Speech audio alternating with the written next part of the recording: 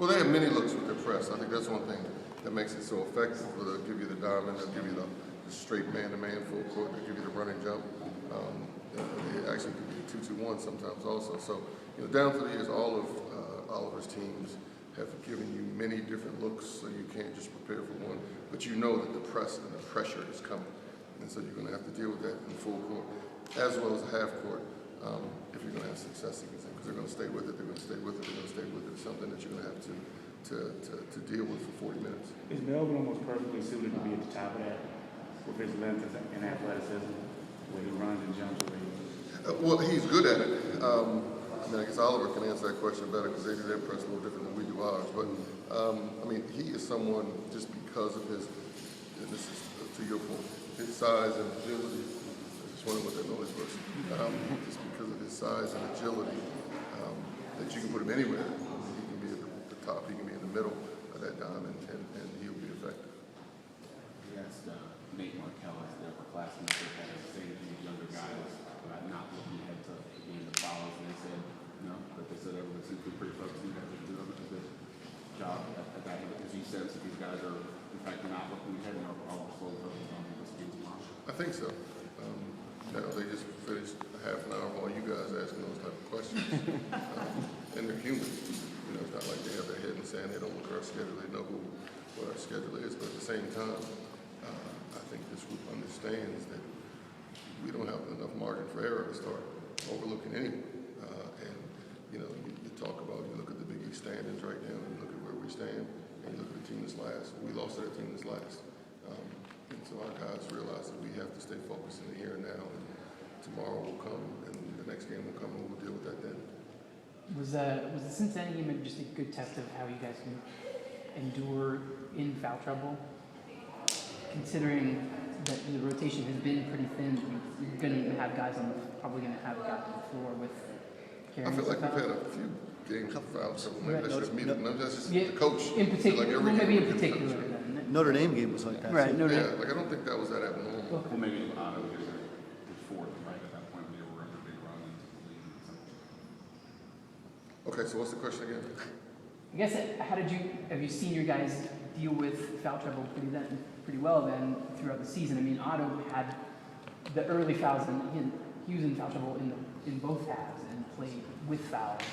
Well, I think what's key, and this has almost been a theme, wrong word to use, but since Greg was not eligible to play, guys have been ready and able when they've been called upon to step up. And so that's what we expect. And when given the opportunity, when given whatever the foul situation, who's able to play at this particular point, the guys that have been able or asked to go in the game have stepped up. And so that's we work very hard every day to get to that comfort level when the guys have been doing their jobs. Purnell's going through it, you went through it also, changing an organization's culture.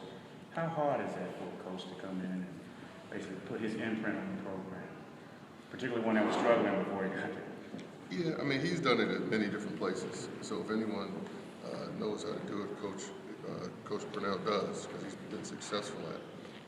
And so how hard is it? I think a lot goes into your administration, the people you have working with you and for you.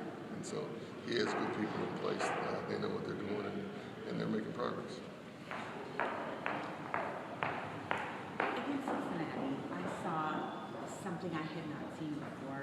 It was Otto, when he had been on the bench and he was waiting on the side of the court, crouched down waiting to get in the game. And he was trying to coach the team as he was sitting there.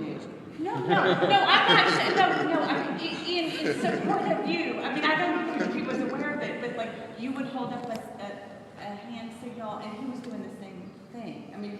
He was actually trying to coach along with you, trying to.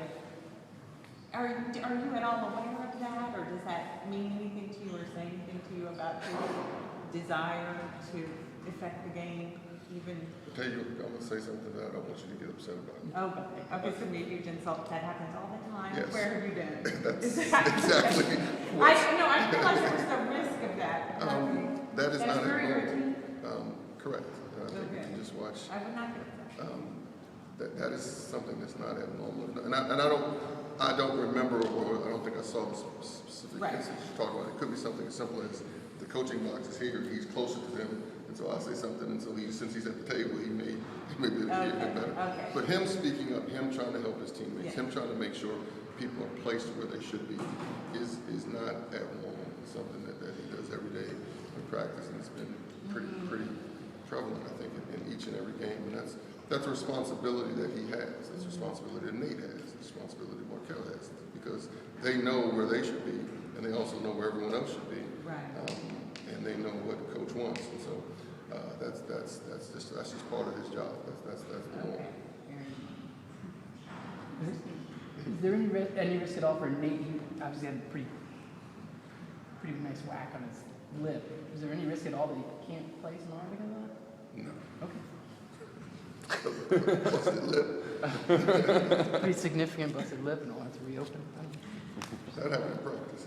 I know he said It's that. real did that. Oh, he didn't say it, the guy. He didn't say that. And he said he has stitches here. He got stitches Again, after the game. Yeah, that was. After this incident. Yeah. It was, I forget how much time, 2 minutes left in the game. He got hit. We were able to make it through, stop the bleeding, but he got stitches in the locker room after the game. Anything else? We're all set.